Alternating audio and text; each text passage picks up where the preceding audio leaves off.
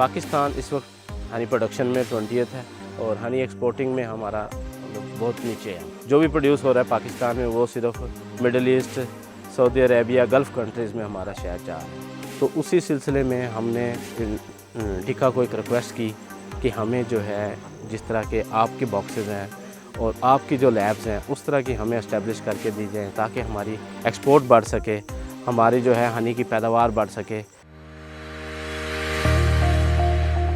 ये एक जो मेन स्टेप था, जो फर्स्ट लेबॉर्ट्री एक बनाना, वो बहुत ज़रूरी था और उसमें टिका ने बहुत ज़्यादा कंट्रीब्यूट किया। उसमें उन्होंने साइंटिस्ट को हमें ट्रेनिंग भी दी है।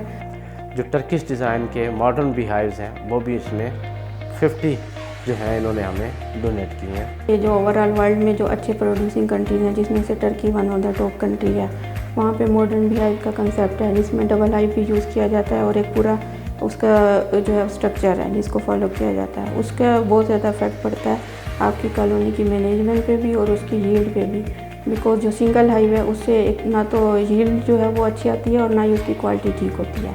ये अपने तरफ की फर्स्ट लेबॉर्ट्री है जो नेशनल लेवल पे ये NARC में हनी बी रिसर्च इंस्टीट्यूट में बनी है। और ये लेबॉर्ट्री जो है वो आप ऐसे समझ सकते हैं कि एक रेफरेंस लेबॉर्ट्री के तौर पे काम कर सकती है और इसी के मॉडल को लेके फर्दर लेबॉर्ट्रीज जो हैं वो इस्टेब्लिश की जा सकती हैं प्रोविंशियल लेवल्स पे। हम पाकिस्तान में इस वक्त फर्स्ट 20 कंट्रीज़ में हनी एक्सपोर्ट में। तो टिका ने जो लैब बना के दी है, हम इस लैब के थ्रू हम हाई क्वालिटी रिसर्च के ज़रिए हमारी प्रोडक्शन को बढ़ा के तो हम इंशाल्लाह फर्स्ट 10 में आने की भरपूर कोशिश करेंगे। तो हनी बीज के जो मेन एंटिटी है वो क्वीन है।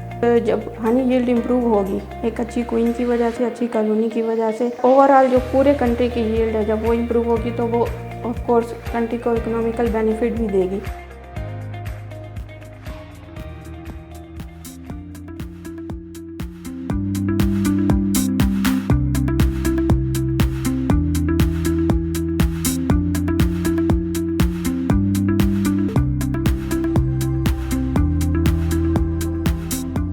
हमारे साथ जो नॉर्मली प्रैक्टिसिंग बी कीपर्स है वो नॉर्मली वही कन्वेंशनल तरीके अप्लाई कर रहे हैं जो उन्होंने बाप दादा से सीखी हुई हैं।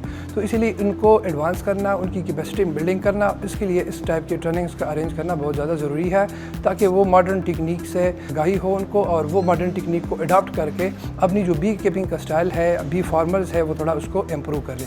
हमारे को तो ये फ़ायदा हो गया कि जो हमारे को नहीं आता था अभी हमने सीख लिया। ये प्रोपोलिस था वो हम लोग उनको फेंकते थे, अभी हमारे को पता चल गया कि ये तो कीमती चीज़ है, इसको नहीं फेंकना चाहिए। अभी इंशाल्लाह हम इसको संभाल के रखेंगे।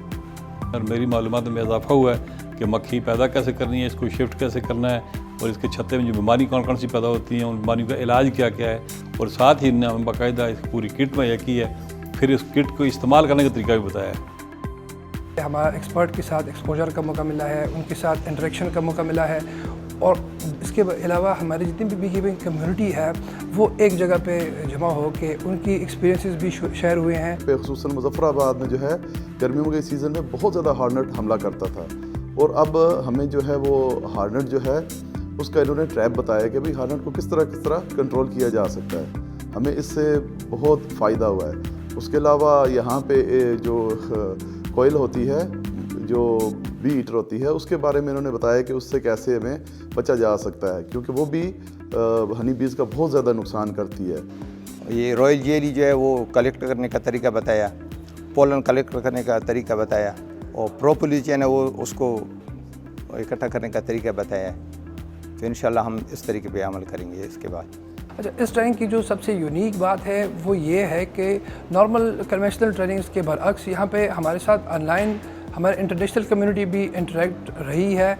उनके जो एक्सपीरियंस है वो भी हमारे साथ शेयर किया उन्होंने और वो बड़ा एडवांटेज था, वो बड़ा बेहतरीन उनके साथ बड़ा बेहतरीन एक्सपीरियंस रहा।